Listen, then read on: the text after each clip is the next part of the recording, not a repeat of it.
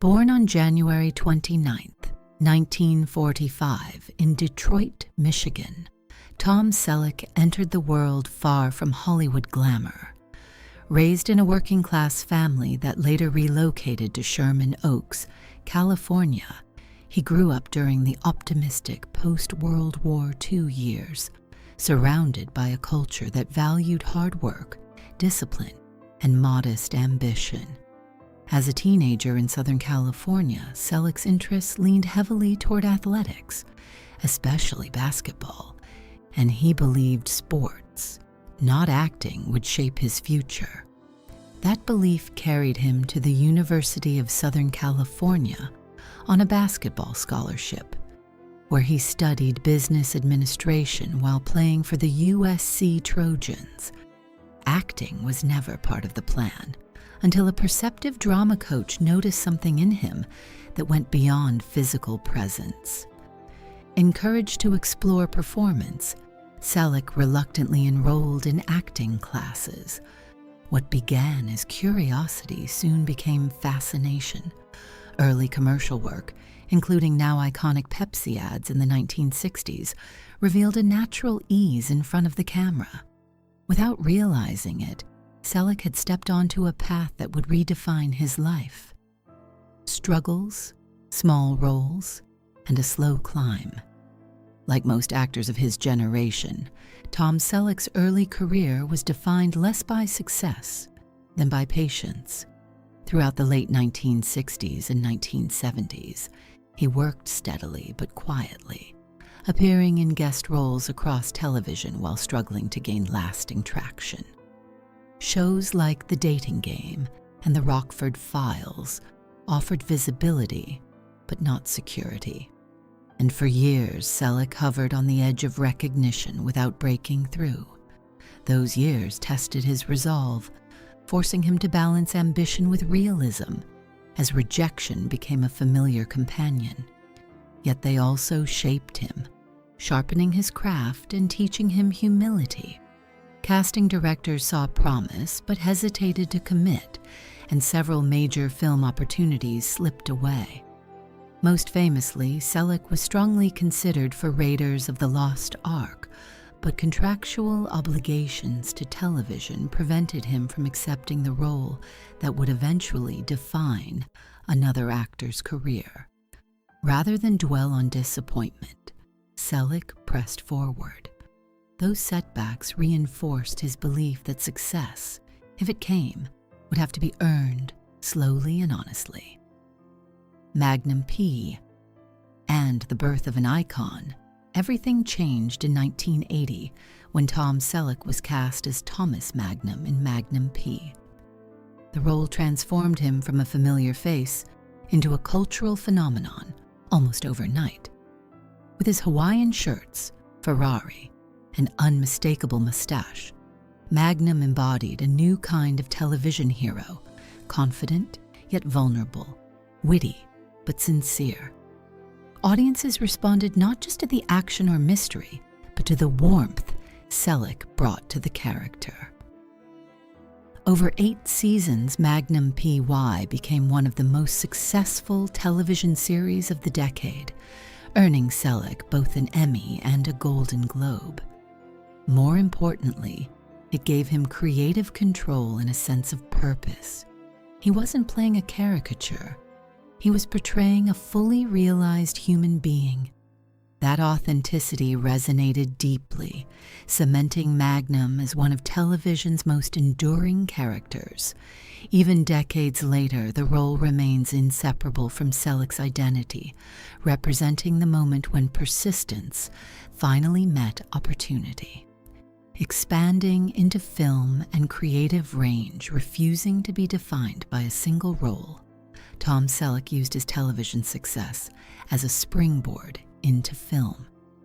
Throughout the 1980s and 1990s, he demonstrated remarkable versatility, choosing projects that challenged public expectations. 3 Men and a Baby in 1987 revealed his comedic timing and charm, becoming a massive box office success and broadening his appeal beyond action and drama. At the same time, Selleck gravitated toward westerns, a genre he deeply admired for its moral clarity and physical demands. Films like Quigley Down Under allowed him to embody a classic American archetype while bringing modern emotional nuance to it. These roles reflected his personal tastes rather than commercial calculation. Selleck consistently favored characters rooted in integrity, restraint, and quiet strength. While he never pursued celebrity for its own sake, his film career reinforced his reputation as a dependable, grounded performer, an actor audiences trusted because he never seemed to be performing for attention. Reinvention and the stability of blue bloods. As many actors struggle with longevity, Tom Selleck found renewed purpose later in life through television once again.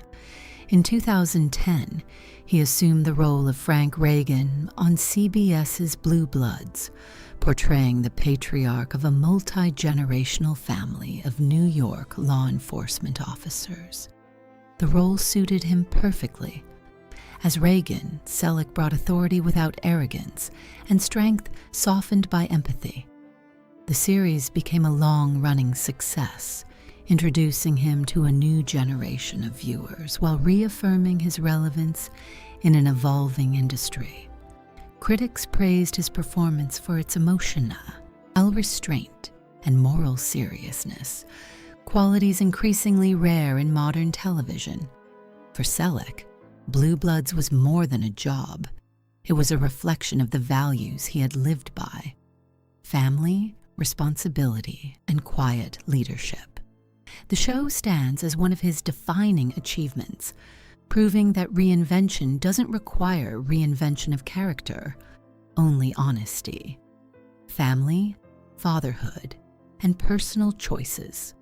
Away from the camera, Tom Selleck's life has been marked by deliberate choices centered on responsibility and family.